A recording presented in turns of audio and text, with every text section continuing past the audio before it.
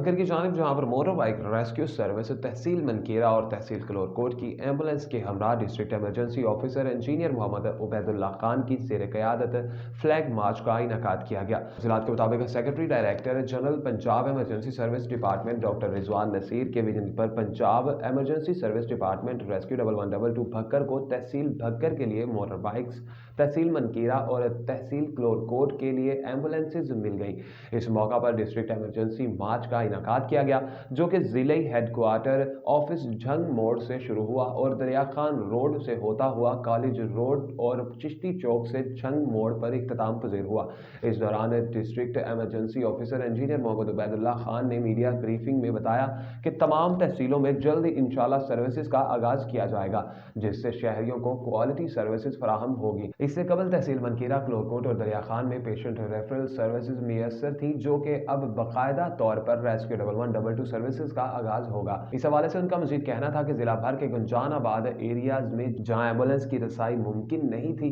इस सिलसिले में पंजाब गवर्नमेंट की तरफ से मोटर बाइक रेस्क्यू सर्विस के लिए मोटर बाइक्स मिल चुकी हैं जो कि ट्रैफिक के रश और तंग गलियों में जल्द रिस्पॉन्स करने में कारगर साबित होंगी।